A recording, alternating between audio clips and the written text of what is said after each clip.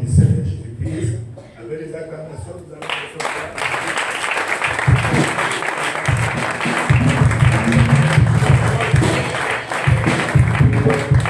Alléluia. Merci beaucoup à Papa Nancy pour l'opportunité qu'il m'a donné de pouvoir partager la parole de Dieu avec vous ici. Nous allons directement prier pour une minute et entrer dans le vif du sujet. Puissant Père Seigneur, je veux te bénir et te rendre grâce pour le don que tu nous as accordé en envoyant ton Fils unique à la croix pour nous racheter du péché, Seigneur, et nous ouvrir les portes de ton royaume éternel. Seigneur, merci pour cette journée que tu nous accordes encore afin que nous puissions t'adorer. Merci, éternel mon Dieu, parce que tu ne nous as pas laissés dans le trouble, dans la confusion, mais tu nous as donné les marques, les signes de ce moment que nous attendons. Le moment où nous verrons ta face et où nous hériterons ton royaume. Père, je te demande à cette heure d'ouvrir nos cœurs et de nous donner de comprendre le moment dans lequel nous sommes et ton instruction à cette heure pour que ce jour-là nous ne soyons pas mis à la honte, mais que nous soyons de ceux-là qui vont hériter ton royaume éternel. C'est dans le précieux nom de Jésus que je te recommande ce moment et tous les cœurs présents ici. Amen. Alléluia. Précieux peuple, en commençant aujourd'hui, je veux premièrement partager avec vous une information importante. Je ne sais pas si certains d'entre vous ont vu aux informations pendant que nous étions même en Centrafrique. Il y a eu un grand incendie à Hawaï. Est-ce que vous avez vu ça aux informations? Il y a eu un incendie qui a brûlé des gens, brûlé même des enfants, dans l'un des pays les plus développés du monde.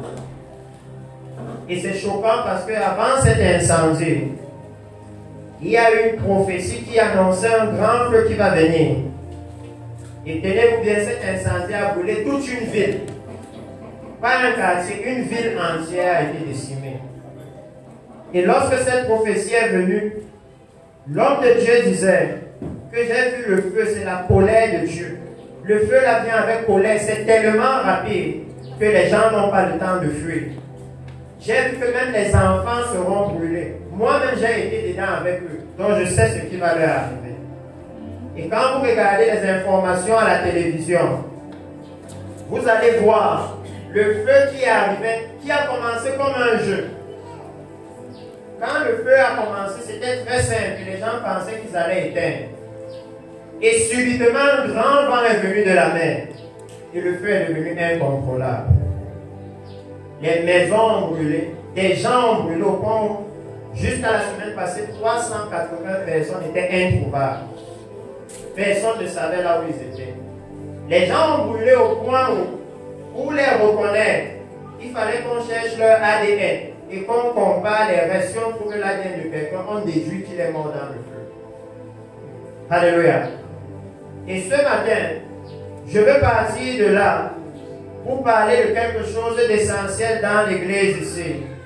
C'est le temps dans lequel nous sommes et le fait que nous devons vraiment profiter de ce moment. Alléluia. Allons directement dans une écriture qui nous parle de ce moment. Et pour ceux qui regardent les informations, vous savez que même en Grèce, il y a un grand feu. Alléluia. Dans plusieurs nations, des incendies se déclarent et brûlent des hectares de forêt. Mais ce qui s'est passé à Hawaï était spécifique. Parce que même quand la prophétie venait, la prophétie disait que Dieu vient pour juger les hommes à cause de l'immoralité sexuelle et particulièrement de l'homosexualité. Alléluia. Précieux peuple, les voix de Dieu ne changent pas. Elles sont toujours les mêmes.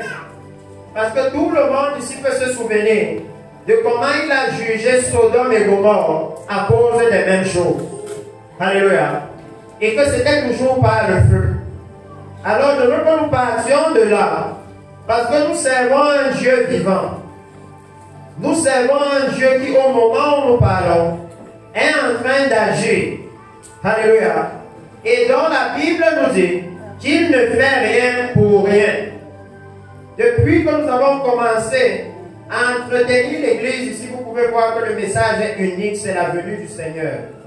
Et que nous vous avons dit dès le départ que les signes de la venue de Jésus sont à la télévision. Alléluia. Nous allons aller dans le livre de Joël et nous allons directement lire le livre de Joël chapitre 2. Joël chapitre 2 à partir du verset 28. Joël chapitre 2 à partir du verset 28. Et c'est aussi le livre qui annonce cette dispensation. Alléluia. Ce sont les mêmes écritures que l'apôtre Pierre dans la Bible va utiliser quand il va vouloir les expliquer dans quel temps ils sont. Alléluia. Le livre de Joël dit, chapitre 2, verset 28, « Après cela, je répandrai mon esprit sur toute chair. Vos fils et vos filles prophétiseront. Vos vieillards auront des songes et vos jeunes gens des visions. Même sur les serviteurs et sur les servantes, dans ces jours-là, je répandrai de mon esprit. » Alléluia. Le Seigneur annonce, il dit après cela. Et si vous prenez simplement la phrase dans son contexte, ça veut dire qu'avant ça, l'Esprit de Dieu n'était pas répandu. Alléluia. Il annonce que quelque chose va se passer. Et c'est après ça qu'il va répandre son esprit. Et le Seigneur Jésus lui-même va nous donner la bonne indication. Parce qu'il va dire, il faut que j'aille au Père, sinon le consolateur ne viendra pas. Alléluia. Il va faire savoir que c'est après que lui soit entré dans le royaume, après qu'il ait donné sa vie pour nous, c'est là que l'Esprit peut être répandu. Alléluia. Et la Bible nous dit au verset 30, comment est-ce que nous savons que nous sommes dans le temps où l'Esprit là est répandu? Alléluia. C'est très important. Parce que pour moi, s'il y a une chose que mon cœur désire toujours que tous ensemble nous puissions savoir, c'est comment nous savons que nous sommes vraiment avec le Seigneur. Parce que vous savez, dans la Bible, il dit que ce jour-là où le Seigneur viendra, certains seront surpris. Ça veut dire qu'ils croyaient qu'ils étaient avec le Seigneur. Et le jour-là, ils vont découvrir que non, ils n'étaient pas avec eux.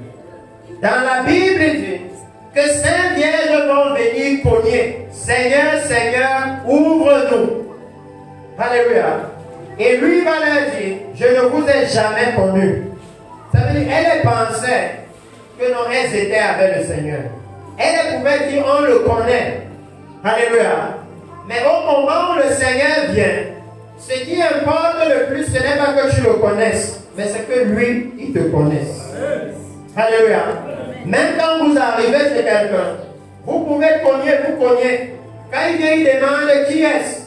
Si vous dites c'est moi, c'est elle, et il ne reconnaît pas la voix, il n'ouvre pas. Ce qui compte, ce n'est pas que vous le connaissez, c'est que lui, il vous connaisse. Alléluia. Et ici, le Seigneur Jésus dit, le Saint-Esprit nous parle par ce prophète et il dit, je ferai paraître dans le ciel. Ça veut dire quand ce temps va arriver, alléluia, quand le Saint-Esprit sera répandu sur toute chair, comment vous savez que c'est le moment? Alléluia.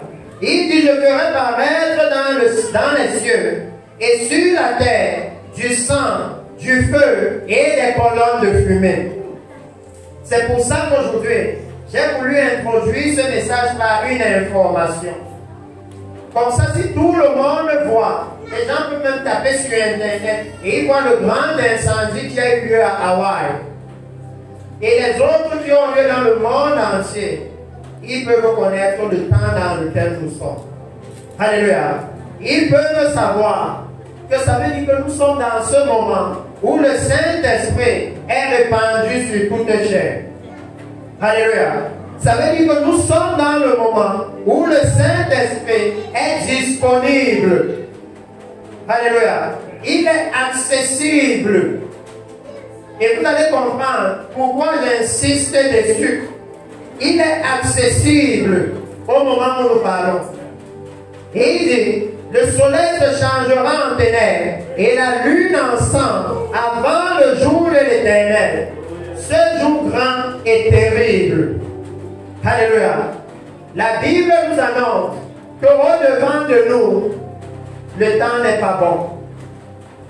Alléluia. Le temps n'est pas bon. Et il dit, le Saint-Esprit sera disponible avant ça. Et au verset 32, il dit, alors, quiconque invoquera le nom de l'Éternel sera sauvé. Alléluia.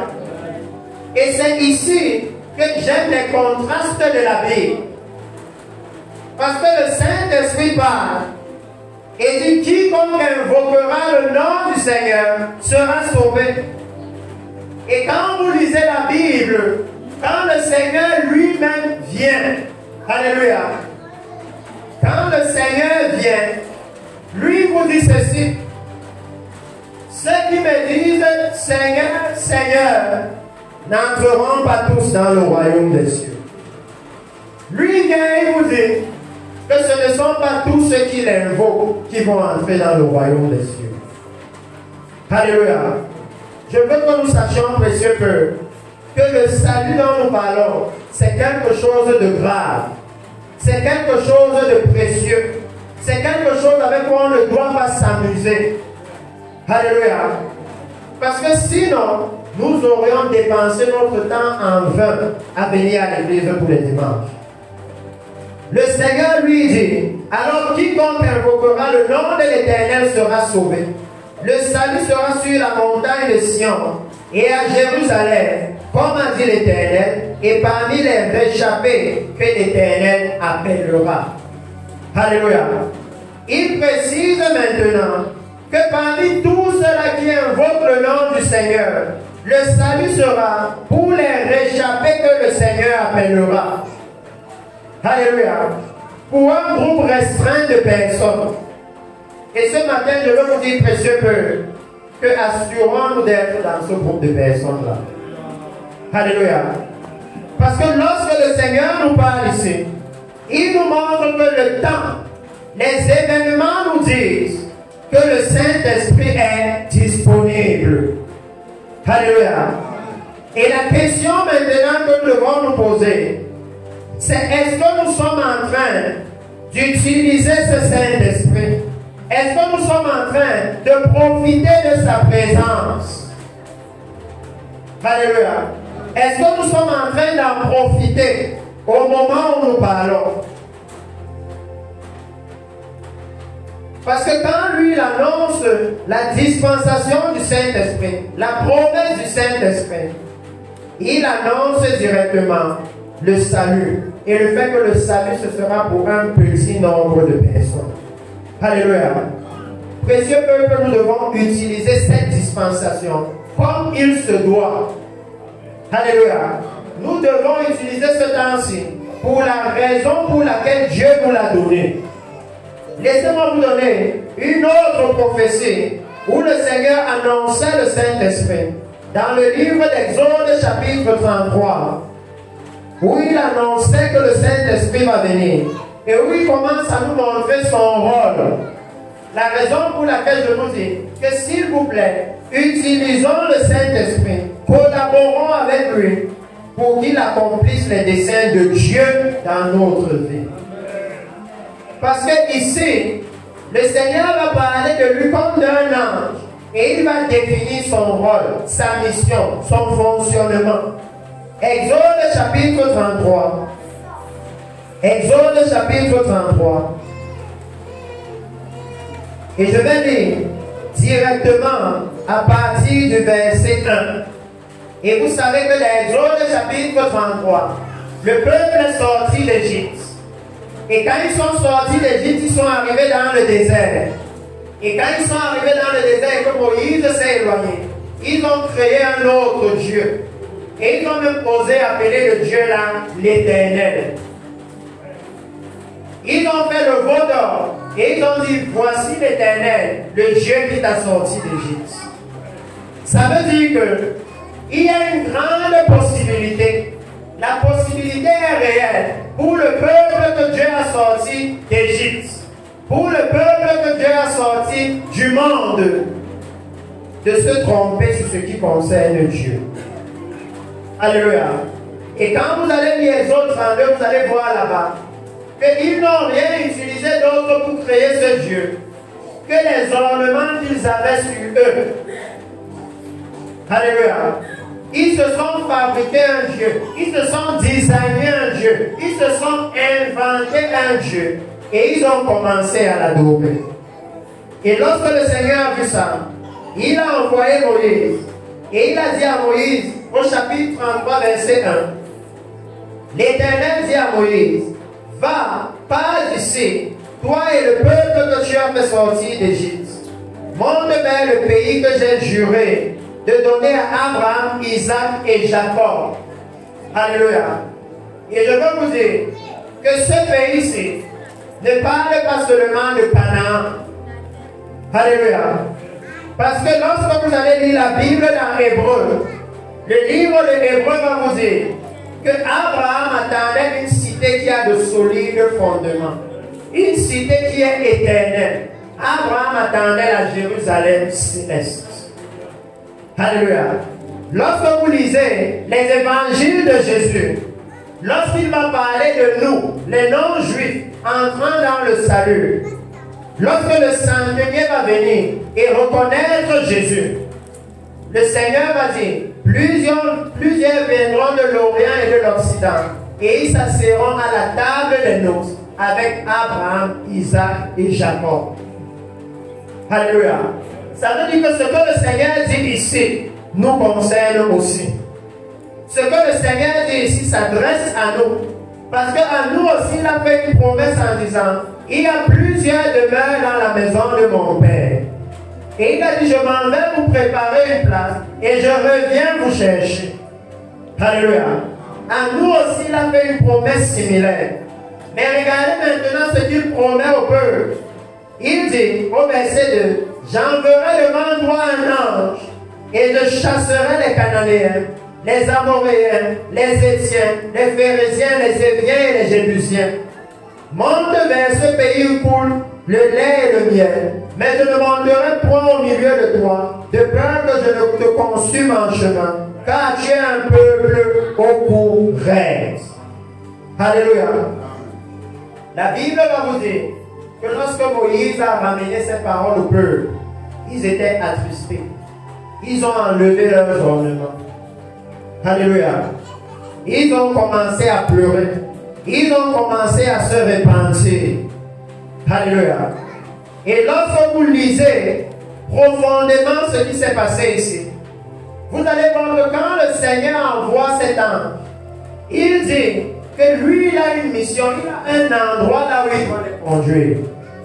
Il ne va pas les conduire là où eux ils veulent. Alléluia. La mission, c'est de les amener au lieu que Dieu a promis. Et le peuple dans le désert va constamment se battre, va constamment contester avec le Seigneur, parce que eux ils veulent retourner en Égypte. Et ils veulent faire comme en Égypte. Alléluia. J'utilise ceci pour que vous voyez que lorsque le Seigneur lui décide d'entrer en action avec son peuple, le Seigneur a ses objectifs. Alléluia. Il ne vient pas se conformer à nos objectifs. Il a ses plans et ses projets. Et quand il vient au milieu de son peuple, il change l'ordre des choses. Il change le fonctionnement des choses. Alléluia. Allons lire le livre de Actes chapitre 2. Et voyons maintenant le moment où le Saint-Esprit a finalement été répandu. Parce que la Bible a constamment pointé à ce moment. Constamment pointé à ce moment. Afin que quand le moment arrive, on ne se trompe pas. Et que nous comprenions pourquoi est-ce que ce moment est arrivé. Qu'est-ce que nous devons faire à ce moment. Qu'est-ce que nous devons voir même dans nos vies à ce moment-là. Alléluia. Le livre de Actes nous le décrit. Et avant d'introduire le livre de Actes, je vais aller un peu chronologiquement. Pour ceux qui connaissent, quand Jean-Baptiste est venu, Jean-Baptiste aussi a annoncé cette dispensation. Et il a révélé le rôle de cette dispensation. Alléluia. Laissez-moi vous lire ça rapidement dans le livre de Matthieu. Vous pouvez rester dans Actes. parce que c'est important que nous sachions. Comme ça, comme Papa Jean a dit ici, le moment venu, personne ne pourra dire que, oh non, moi je ne savais pas. Alléluia. Je ne savais pas ce qu'il fallait faire. Je vais lire dans Matthieu chapitre 3 à partir du verset 1. Et vous allez voir que la Bible donne souvent les mêmes repères. Et la Bible nous donne toujours un repère qui est très puissant, c'est le repère du temps. Si vous lisez l'Ancien Testament, on va souvent vous préciser que c'était au temps de tel roi. C'était au temps de telle personne. Pour que vous sachiez qu'est-ce qui se passait en ce moment. Comment le peuple adorait en ce moment. Qu'est-ce que Dieu voulait corriger. Alléluia. Et ici on va nous dire, en ce temps-là, parut Jean-Baptiste dans le désert de Judée. Et disant, répandez-vous. Et je dis dans la version de la Bible détaillée, répandez-vous, modifiez votre soi intérieur, votre ancienne manière de penser, regrettez vos péchés passés. Et il dit, vivez votre vie d'une manière qui prouve la repentance. Cherchez le dessein de Dieu pour votre vie. Car le royaume des cieux est proche. Et la Bible nous dit, Jean est celui qui a été mentionné par le prophète Ésaïe. Quand il a dit, la voix de celui qui crie dans le désert, préparez le chemin du Seigneur, aplanissez ses sentiers. Et plus bas il va nous dire, verset 7. Mais en voyant venir à son baptême beaucoup de pharisiens et de sadducéens, il leur dit, race de vipères, qui vous a appris à fuir la colère à venir? Produisez donc du fruit digne de la repentance. Produisez donc des fruits qui sont conformes à la repentance. Alléluia. Démontrant un nouveau comportement qui prouve le changement de cœur et une décision consciente de se détourner du péché. Et il va leur dire, et ne dites pas en vous-même, nous sommes les fils d'Abraham. Alléluia. Et je vais vous lire la raison de cette partie, c'est qu'il dit, car je vous le dis, de cette pierre, Dieu peut susciter des enfants à Abraham. Et au verset 10, il va dire quelque chose de capital. Il va dire, déjà la hache est hissée vers les racines des arbres. Tout arbre dont il ne porte pas de bons fruits sera coupé et jeté. Alléluia. Tout arbre qui ne porte pas de bons fruits sera coupé et jeté au feu. Jean-Baptiste ici décrit tout le temps de cette dispensation. Et il va leur dire, quant à moi je vous baptise d'eau à cause de votre repentance. C'est-à-dire parce que vous êtes prêts à changer. Alléluia. Votre être intérieur, votre ancienne façon de penser. Mais celui qui vient après moi est plus puissant, plus grand et plus noble que moi. Dans les sandales, je ne suis pas digne d'ôter les souliers. Il vous baptisera avec le Saint-Esprit et avec le feu. Alléluia. C'est ça la dispensation du Saint-Esprit. Jean-Baptiste révèle maintenant que le Saint-Esprit là vient avec le feu. Et il donne le rôle. Parce que c'est la raison pour laquelle je dis, assurons-nous de réellement collaborer avec le Saint-Esprit et de comprendre son rôle. Par exemple, dans l'Exode que je vous ai lu, quand le Seigneur a dit, je vais envoyer mon ange avec vous, moi-même je ne peux pas venir au milieu de vous, sinon je vais vous consumer. Le peuple a directement compris qu'il y a des idoles au milieu de nous. Et ils ont commencé à enlever les idoles qui étaient leurs fondements. Ils ont directement compris qu'il y a quelque chose qui fait qu'il ne peut pas marcher avec nous. Ce n'est pas qu'il ne veut pas, mais c'est notre façon d'être qui pose problème. Alléluia. Ce n'est pas que lui ne veut pas. Lui, il est disposé. Même maintenant, parce qu'il a dit, je répandrai de mon esprit sur toutes les chairs. Alléluia. Mais dans la Bible, il dit, à tous ceux qui l'ont reçu. Le Saint-Esprit cogne à la porte de tout le monde maintenant. Parce que tout le monde peut voir le temps dans lequel nous sommes. Tout le monde peut voir comment les temps sont de plus en plus durs. Les guerres, les bruits de guerre, les tremblements de terre, les rébellions. Tout le monde voit ça et peut savoir que le monde n'est pas sécurisé. Il cogne à notre porte et il nous montre que, regardez, il y a un royaume qui lui est sécurisé. Il y a un royaume, là où là-bas il n'y a pas de coup d'État. Il y a un royaume, là où là-bas il n'y a pas de crise financière, il n'y a pas d'incendie, pas de tremblement de terre. Et c'est là-bas qu'il veut nous conduire. Et quand Jean-Baptiste va parler, il va donner le rôle le plus important de cette dispensation. Il va dire au verset 12, il a le vin à la main et il nettoiera son air. Il amassera son blé dans sa grange, mais il brûlera la paille avec le feu inextinguible. Et lorsque je parle de ça, je dis toujours que les femmes sont bien placées pour comprendre. On a notre maman ici à l'église qui vend souvent les arachides ici.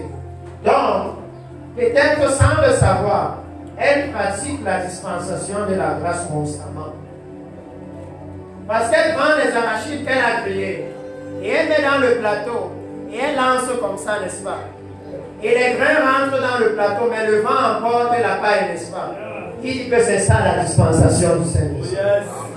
Le moment où le Seigneur nous met dans le plateau et il nous secoue par les tremblements de terre, par les incendies, par les crises financières, pour que le péché quitte notre vie, pour nous purifier, pour nous sanctifier. C'est pourquoi assurons-nous de profiter. Parce que vous savez, quand vous avez les moyens, quand tout va bien, quand la vie est douce, alléluia, ce n'est pas souvent facile de savoir si tu as l'amour de l'argent dans le cœur. Mais quand les choses sont dures, c'est là que tu sais si tu peux mentir pour avoir l'amour. Alléluia. C'est là que le Saint-Esprit te presse. Alléluia. Pour te montrer vraiment les dispositions de ton cœur. Que est-ce que même quand tout va mal, tu peux continuer à marcher dans la voiture? Alléluia. Est-ce que même quand tout va mal, tu peux continuer à marcher dans la sainteté? Parce qu'il dit que le problème de ce royaume, c'est que dans ce royaume, on accepte seulement les justes et les saints. Et l'autre souci, c'est qu'il y a un temps défini pour entrer dans ce royaume. C'est pourquoi dans Matthieu chapitre 25, quand les vierges folles viennent, il dit, je ne vous ai jamais connu. La porte est déjà fermée. Le moment où la porte était ouverte, elles étaient en train de s'amuser. Le moment où le Saint-Esprit était disposé à préparer tout le monde, elles étaient en train de s'amuser. Elles étaient chez ceux qui vendent, chez ceux qui ne se préparent pas pour la venue du Seigneur. Et aujourd'hui, je veux juste profiter de cette opportunité pour rappeler à l'église ici que précieux que le Saint-Esprit est disponible. Et le Saint-Esprit qui est disponible, il a un rôle particulier. Son rôle, c'est que la Bible dit, le Seigneur Jésus dit, que lorsqu'il viendra, alléluia, et nous pouvons aller dans Actes chapitre 2, parce que la Bible nous montre ce qu'il a fait lorsqu'il est venu. Lorsqu'il viendra, les paroles de Jésus lui-même dans le livre de Jean, il convaincra le monde de péché, de justice et de jugement. Alléluia. Signifiant que si lorsqu'il vient, il convainc le monde de péché, de justice et de jugement, à votre avis, s'il habite en vous, il va faire quoi? Si quand il vient, il peut convaincre les hommes de péché, de justice et de jugement. Alléluia. Ça veut dire qu'il est capable de leur montrer que ça, c'est le péché. Il est capable de leur montrer que voici ce qui est juste devant Dieu. Et il est capable de leur montrer qu'il y a le jugement qui arrive contre le péché. Alléluia. S'il est capable de le faire, quand il vient dans le monde, à plus forte raison, pour nous les chrétiens en qui il est censé habiter. Alléluia. À plus forte raison pour nous. Dans le livre de Actes, La Bible dit que Pierre là-bas, lorsque le Saint-Esprit est arrivé, regardez premièrement ce qui s'est passé. Certainement, je ne vais pas lire, je vais juste faire un bref résumé. Lorsqu'il est venu, tous les Juifs étaient venus pour la Pâque. Alléluia. Et la Bible dit qu'il venait de plusieurs endroits. Mais quand le Saint-Esprit est venu, alors la Bible dit que ceux sur qui il est descendu ont eu des langues de feu. Ça veut dire que quand le Saint-Esprit est venu, ils ont aussi été baptisés par le feu. Comme Jean-Baptiste a annoncé. Et quand ils ont été baptisés de Saint-Esprit et de feu, la Bible dit qu'ils ont commencé à annoncer les merveilles de l'Éternel en parlant dans d'autres langues. Alléluia. D'autres langues. Et quand ils ont commencé à parler, ça attirait les gens qui parlaient ces langues-là. Quand ils sont venus, ceux qui les ont entendus dire, ce sont les merveilles de Dieu. Et la Bible vous décrit dans la suite quelles sont les merveilles de Dieu qu'ils annonçaient. En vous donnant le message que Pierre prêchait. Alléluia. Il annonçait cette même dispensation. Pierre leur informe que nous sommes déjà dans la dispensation du Saint-Esprit. Ils n'étaient pas au courant. Pourtant, ils adoraient l'Éternel dans le temple. Et quand Pierre leur annonce la dispensation du Saint-Esprit, la Bible va nous dire, au verset 37, la Bible va nous dire ceci. Après avoir entendu ce discours, ils eurent le cœur vivement touché. Ça veut dire que le Saint-Esprit a accompli sa mission. Il les a convaincus de péché, de justice et de jugement. Alléluia. Et ils ont posé la question, hommes frères, que ferons-nous? Et Pierre a dit, repentez-vous et que chacun d'entre vous soit baptisé au nom du Seigneur Jésus pour le pardon de vos péchés et vous recevrez le don du Saint-Esprit. Car la promesse est pour vous, pour vos enfants et pour tous ceux qui sont au loin, en aussi grand nombre que le Seigneur les appellera. Donc nous aussi, nous étions comptés dedans. Alléluia. Mais maintenant qu'il annonce que repentez-vous, faites-vous baptiser et vous recevrez le don du Saint-Esprit. Alléluia.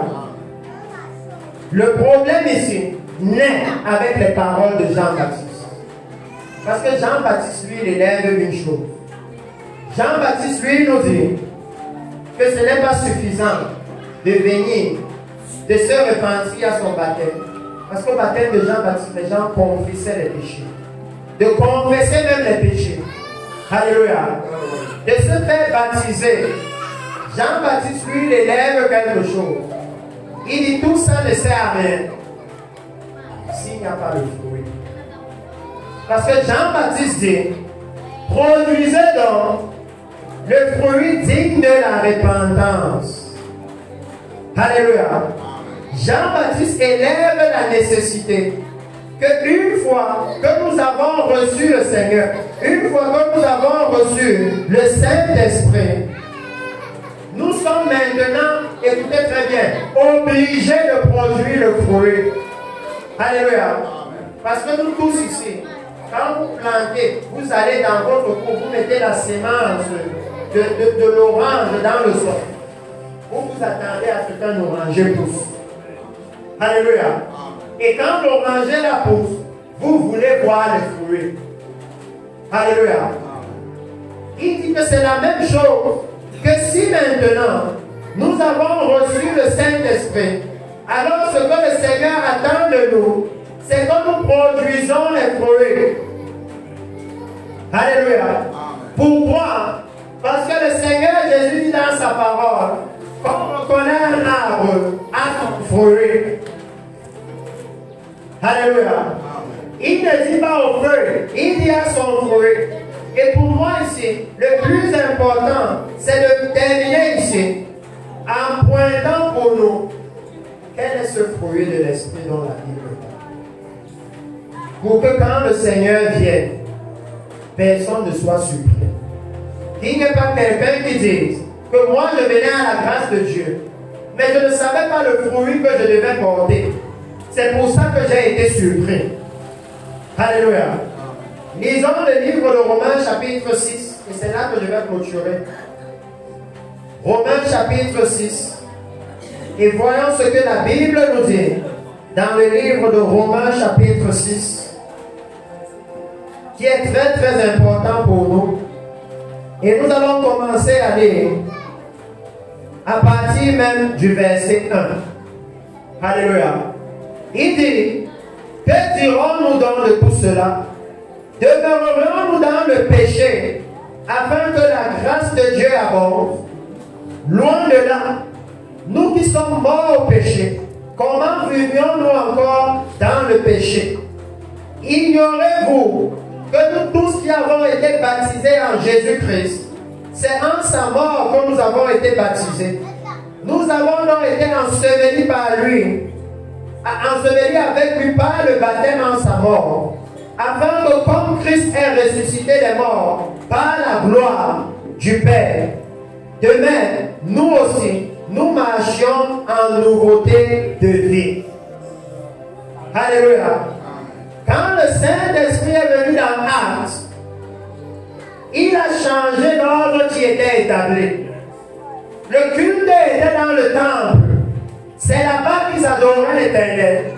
Et il les a tous amenés à adorer l'Éternel maintenant dehors. C'est maintenant dehors que la repentance avait lieu. Alors que par le passé, pour se repentir, il fallait prendre un agneau et le sacrifier au niveau du temple. Quand il est venu, il a changé l'ordre des choses. Il dit que nous aussi, si nous avons reçu le même Saint-Esprit, l'ordre des choses dans notre vie doit changer. Alléluia. On doit nous voir vivre en nouveauté de vie. Il dit que si nous avons reçu le Seigneur, il dit que Christ est ressuscité des morts par la gloire. Alors si la gloire de Dieu est venue dans notre vie, cette gloire doit nous transformer selon l'image de Christ. Alléluia. Ça veut dire que je suis en train de dire que assurons-nous que nous sommes en train d'être transformés. Parce que si le Seigneur revient et que nous restons, ce sera vraiment triste. Alléluia. Il dit maintenant, en effet, verset 5, en effet, si nous sommes devenus une même plante avec lui, par la conformité à sa mort, nous le serons aussi par la conformité à sa résurrection. Sachant que notre vieil homme a été crucifié avec lui, afin que le corps du péché fût détruit, pour que nous ne soyons plus esclaves du péché. Car celui qui est mort est libre, délivré, délié de la puissance du péché. Ça veut dire que le péché ne le commande plus. La convoitise ne le commande plus. L'immoralité sexuelle ne le commande plus. Le mensonge ne le commande plus. Alléluia. Il décide maintenant de faire ce qu'il veut. Et Dieu lui dit, fais ce qui est juste. Parce qu'il dit, or, si nous sommes morts avec Christ, nous croyons aussi que nous vivrons avec lui. Sachant que Christ ressuscité des morts ne meurt plus. La mort n'a plus de pouvoir sur lui, car il est mort et c'est pour le péché qu'il est mort une fois pour tous. Il est revenu à la vie et c'est pour Dieu qu'il vit. Alléluia. Ainsi, écoutez bien, ainsi, vous-même, regardez-vous comme mort au péché. Alléluia. Et comme vivant pour Dieu. Et je veux qu'on se pose la question que si je vis pour Dieu, alléluia, est-ce que ma façon de parler, c'est ce que Dieu a fait? Si je vis pour Dieu, est-ce que ma façon de m'habiller, c'est ce que Dieu a fait? Si je vis pour Dieu, alléluia, est-ce que ma façon d'interagir avec les gens, c'est ce que Dieu a fait? Si je vis pour Dieu, est-ce que mon apparence, c'est ce que Dieu a fait? Alléluia. Parce qu'il dit que vous êtes délivrés du péché, pas pour vivre pour vous-même, mais pour vivre pour Dieu. Ça veut dire que ce n'est pas pour que dans l'église on dise, non, moi je suis à l'aise comme ça. Non. Ce qu'on doit dire, c'est Dieu après ça. On ne doit pas dire, non, moi je trouve qu'il n'y a rien de mauvais là-dedans. Ce qu'on doit dire, c'est Dieu est d'accord avec ça. Et je veux vous dire que dans la Bible, il dit que faites attention de ne pas mentir au nom de Dieu. Alléluia. Que faites attention de ne pas être des faux témoins au nom de Dieu. De ne pas dire Dieu a fait ça alors que Dieu n'a jamais dit ça. Alléluia. Que si nous avons reçu l'Esprit du Seigneur, il dit qu'il y a maintenant des prérequis. Il y a des choses qui doivent s'installer dans notre vie. Parce que Jean-Baptiste, lui, nous fait savoir qu'une fois que vous l'avez, écoutez bien ce que Jean-Baptiste dit dans Matthieu 3. Il leur dit, regardez, ils sont en train de venir se baptiser. Je ne sais pas s'il y a un pasteur qui peut baptiser les gens comme ça aujourd'hui. Imagine un peu évangéliste Léa. Quelqu'un vient se baptiser. Et avant qu'il entre dans l'eau, tu lui dis, attends, mon ami, n'entre pas. Sache que quand tu viens là, la hache est déjà mise à tes pieds. Si tu entres dans l'eau et tu reçois sans produire le fruit, on te coupe, on te jette au feu. Est-ce que quelqu'un peut prêcher l'évangile là aujourd'hui dans l'église? Il veut déjà se baptiser, c'est ce qui s'est passé avec Jean. Il venait se baptiser. Et il a dit, non, attendez d'abord, je vous explique. N'entrez pas ici. Vous sortez, vous entrez pécheur sec, vous sortez pécheur mouillé. Que faites attention, que quand vous entrez là, au moment où vous sortez, vous êtes obligé de porter le fruit. Au moment où vous sortez, les premières personnes que Dieu va juger, ce sera vous. Parce qu'il dit que la hache est déjà mise. Donc dès que tu sors, le jugement est déjà à côté de toi. Est-ce que l'Église est au courant de ça? Qu'une fois que j'ai reçu l'Esprit là, le jugement est là. Alléluia. Parce que moi, je ne suis plus censé vivre comme ceux qui n'ont pas l'Esprit là. Donc Dieu ne va pas comprendre que de vivre encore comme eux. Alléluia. Sinon, à quoi nous aura servi son Esprit? Au verset 12, il dit que le péché ne règne donc point dans votre corps mortel. Alléluia. Le règne du péché doit finir. Le règne de l'immoralité doit finir. Et c'est à partir de là qu'on sait que oui, j'ai reçu le Saint-Esprit. Il dit que le péché ne règne donc point dans votre corps mortel.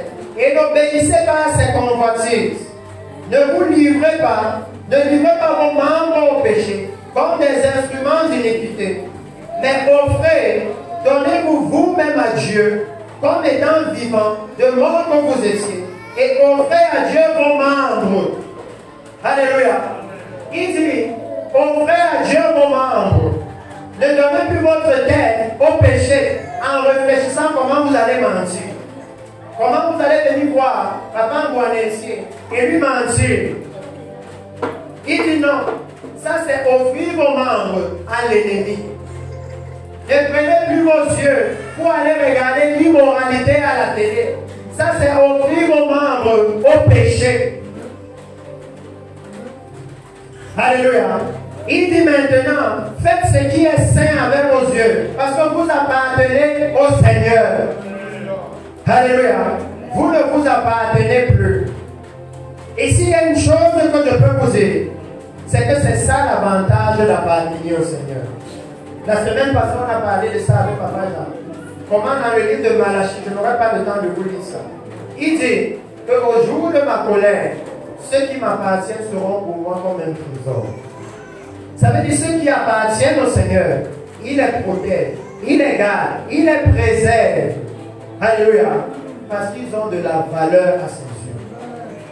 Alléluia. Donc ce matin, nous devons nous poser une question. Maintenant que je viens à l'église tous les dimanches et que je dis, oui, j'ai reçu l'Esprit de Dieu, est-ce que je lui appartiens?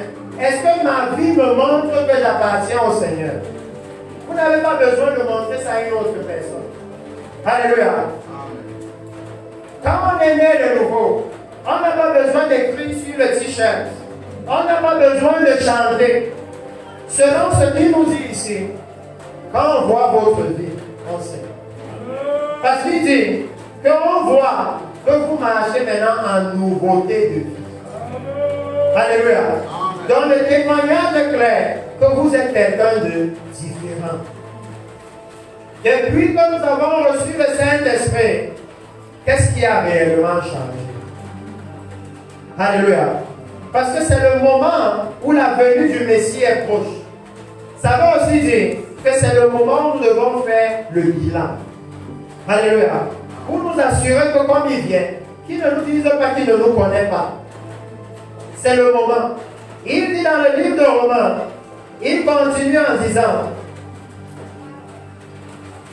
donnez-vous à Dieu, offrez-lui vos membres comme des instruments de justice.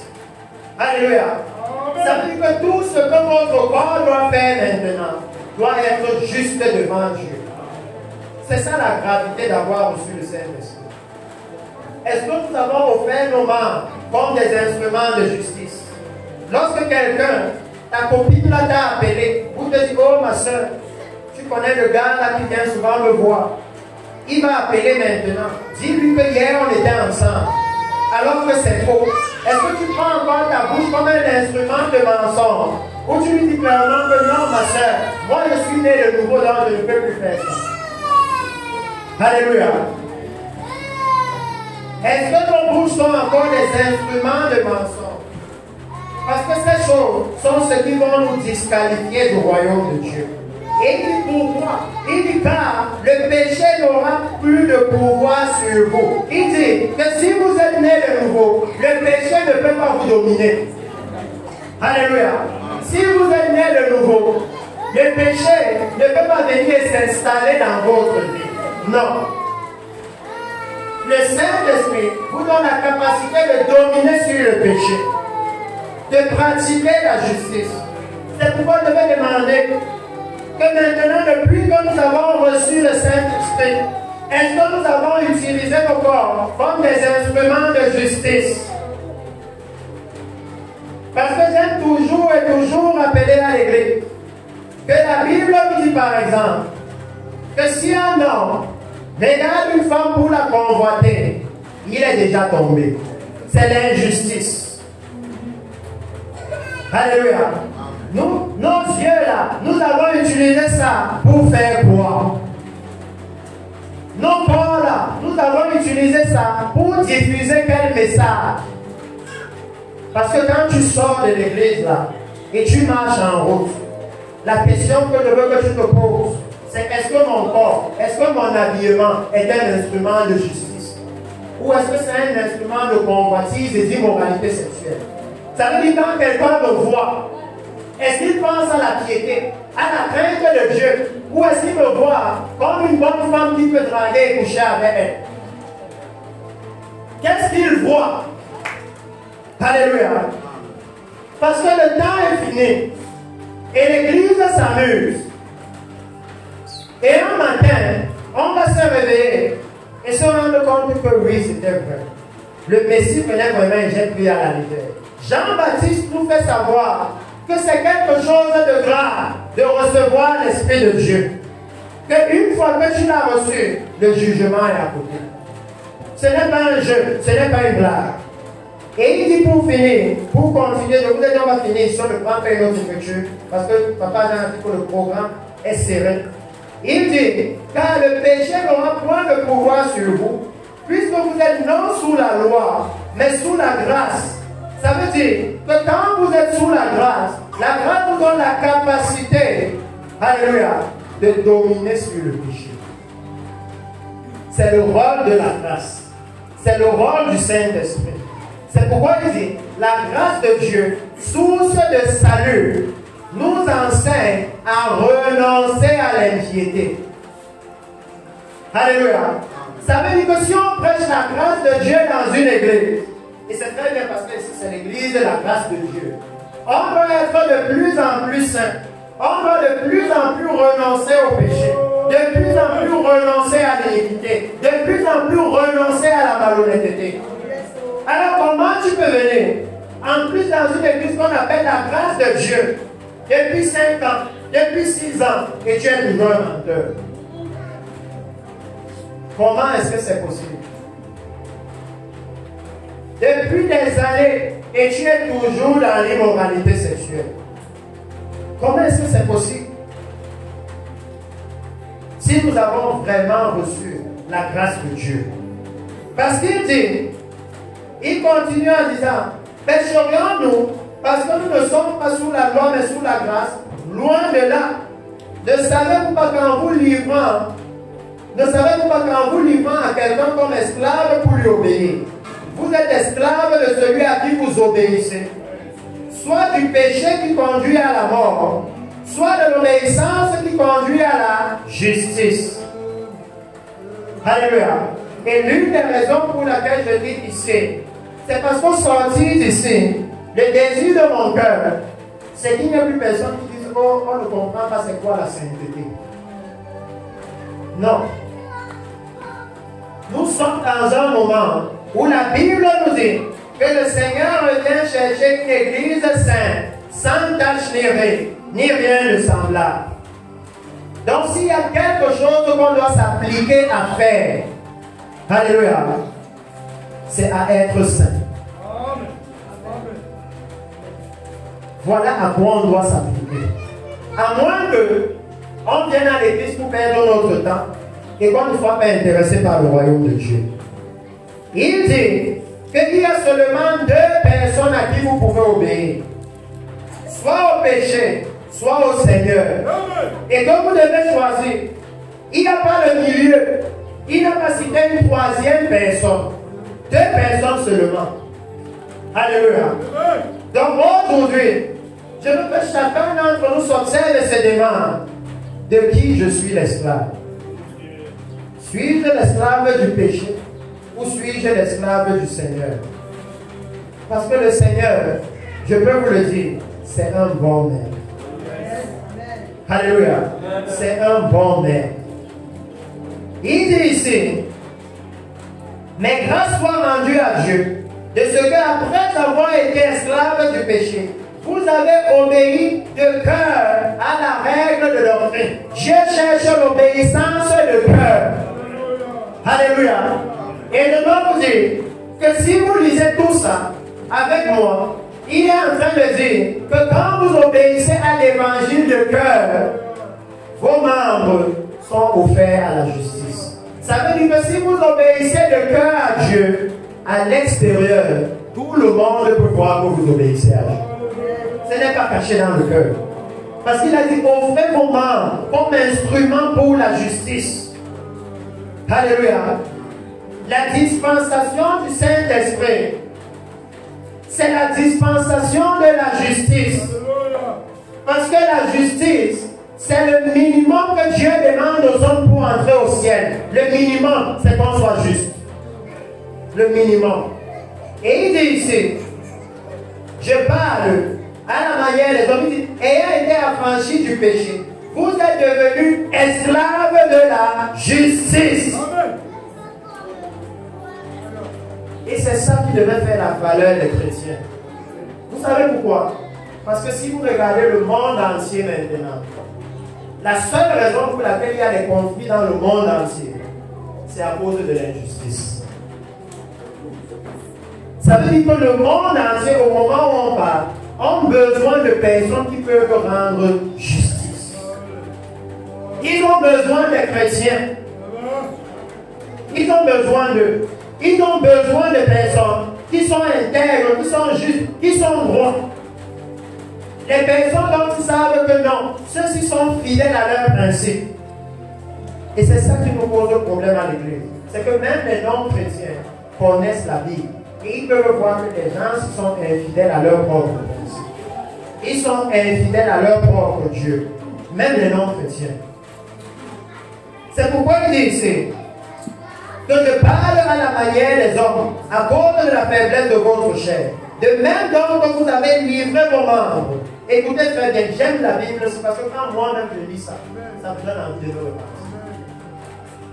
Parce qu'il dit, de même que vous avez livré vos membres et vos facultés, Ça veut dire vos capacités. Ça veut dire votre intellect au péché. Alléluia. Que comme avant là, vous pouviez vous asseoir et réfléchir le bon habit que vous pouvez porter pour séduire votre voisin qui a beaucoup d'argent là. Il dit que pourquoi maintenant aussi, vous ne pouvez pas vous asseoir et réfléchir comment vous allez améliorer l'adoration du Seigneur pour que le nom de Jésus soit glorifié.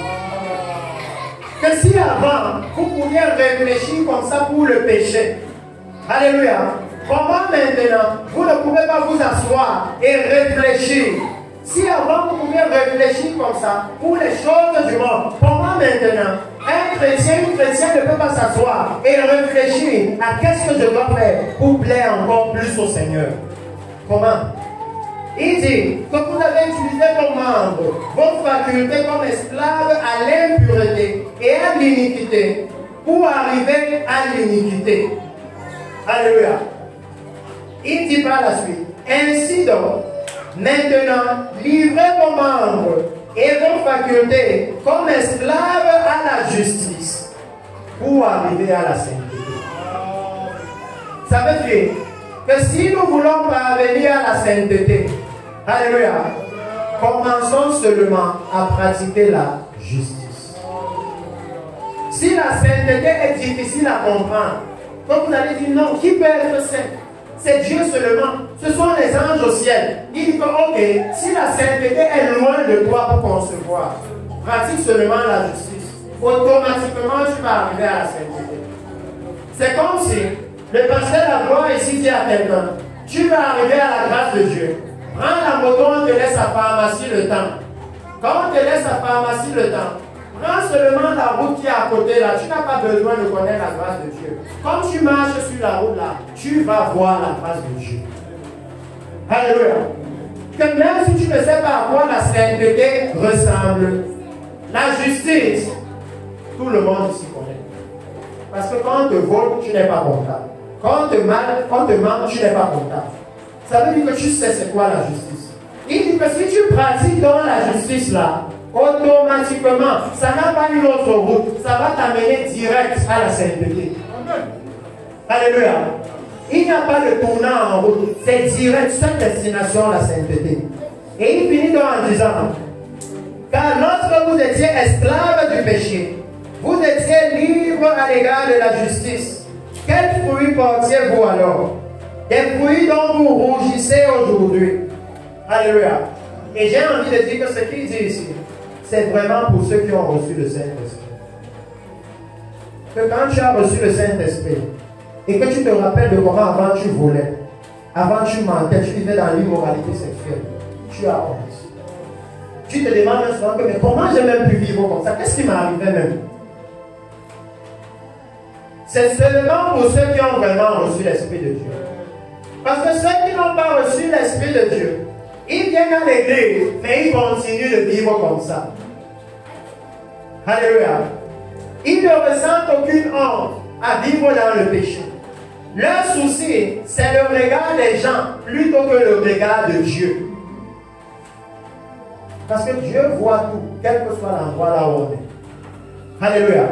C'est pourquoi mes frères et sœurs ici, comprenez que le salut, le moment le plus important de votre salut, c'est quand vous êtes seul. Quand personne ne vous voit. Quand pasteur n'est pas là, comment est-ce que vous vous comportez? Quand vous arrivez au marché, et que vous savez que vous êtes loin du stand de pasteur la gloire, donc il ne va pas vous réprimander. Comment vous vous comportez? C'est là que votre salut se fait. Alléluia. Parce qu'il dit qu'à ce moment-là, les pasteurs ne sont pas là, mais le Seigneur est là. Alléluia. Il voit.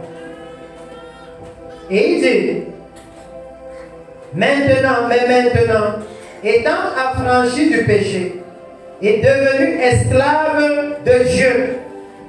Vous comprenez? Esclave de Dieu. Ça veut dire que tu ne t'appartiens plus. Ça veut dire que tu ne peux plus définir tes priorités de vie. Je suis en train de vous parler du standard de ceux qui vont entrer au ciel. Alléluia. C'est bien que nous sommes enfants de Dieu. Alléluia. Mais il dit que ce sont les esclaves que lui veut au ciel, pas seulement les fils. C'est pour ça que quand l'enfant prodige a compris, il a compris que mon statut d'enfant de Dieu m'a rendu orgueilleux. Ça m'a mis dans le péché. Il a compris que si je veux repartir et être accepté, je ne peux plus être parti comme un fils. Je dois partir comme un esclave. Que pardon, prends-moi seulement comme un esclave. Et c'est là que lui va nous considérer comme un fils. Mais si je viens avec l'orgueil de oh, moi je suis ton enfant, laisse-moi entrer dans la maison aussi. Oh, il va me mettre dehors. Il dit que étant affranchi du péché et devenu esclave de Dieu, vous avez pour fruit la sainteté. Que si le Saint-Esprit est venu dans notre vie, le fruit que Dieu attend maintenant, c'est la sainteté. Quand Jean-Baptiste dit que tout arbre qui ne portera pas de bons fruits sera coupé et jeté, il dit que le fruit que l'arbre doit porter s'appelle la sainteté. Est-ce qu'en tant que chrétien, on est même souvent préoccupé par savoir c'est quoi la sainteté, c'est quoi la justice? Généralement, nous sommes devenus des gens qui viennent seulement à l'église.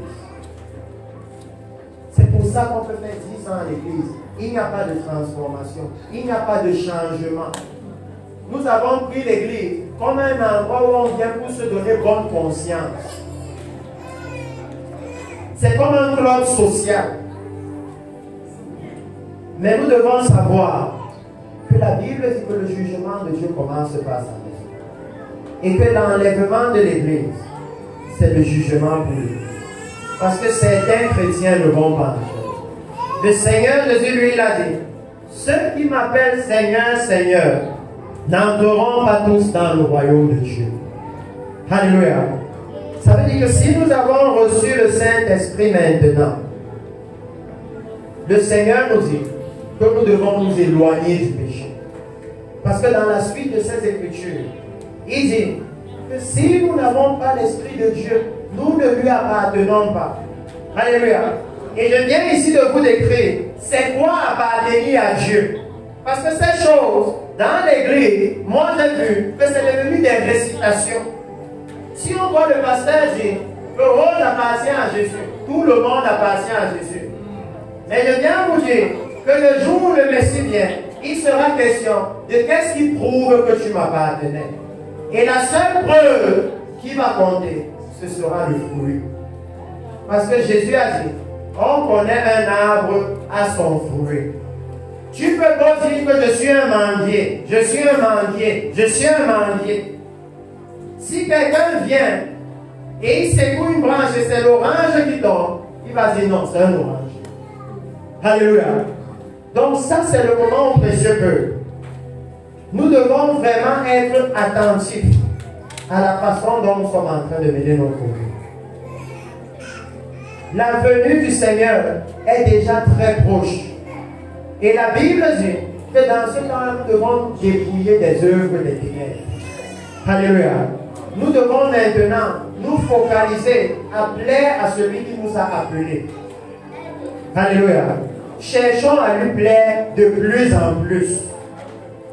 N'ayez pas peur. Quand vous dites que oh, tu es trop spirituel parce que tu aimes trop la justice. Choisissez la justice. Choisissez la droiture. Choisissez la sainteté.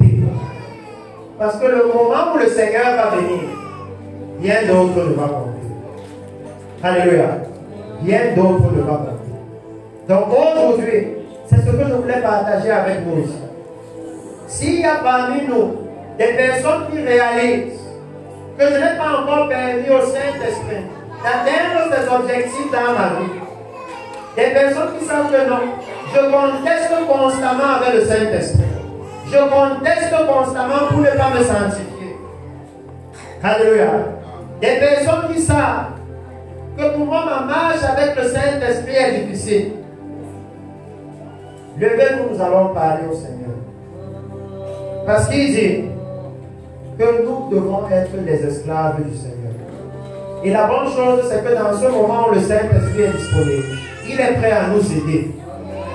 C'est ça la partie qui m'a le plus choqué quand j'ai compris ça dans la vie. Si quelqu'un ne vit pas dans la justice, ce n'est pas parce que c'est impossible. C'est parce qu'il ne veut pas. Pourquoi? Parce que Dieu nous dit que ce n'est pas par nos forces. Alléluia. Ce n'est pas par nos forces. Il vous suffit de devenir des esclaves. Ça veut dire d'être au pied du Seigneur et de chaque jour lui demander, Seigneur, aide-moi à vivre dans la justice. Aide-moi à pratiquer la sainteté. Aide-moi à vivre. Il suffit de rester à genoux pour ça et il le fera. Mais le problème, c'est que nous sommes occupés à demander d'autres choses. Des choses qui, quand le feu vient, ça ne nous sert à rien. Je souhaiterais que les gens regardent souvent les informations. Parce que si vous regardez l'accomplissement de cette prophétie, vous allez voir une femme dans sa grosse voiture, assurée qu'elle va échapper au feu. Et après, elle dit, waouh, je croyais que j'étais en train d'échapper au feu. J'accélérais. Juste pour me rendre compte qu'en fait, je suis en train d'entrer dans le feu.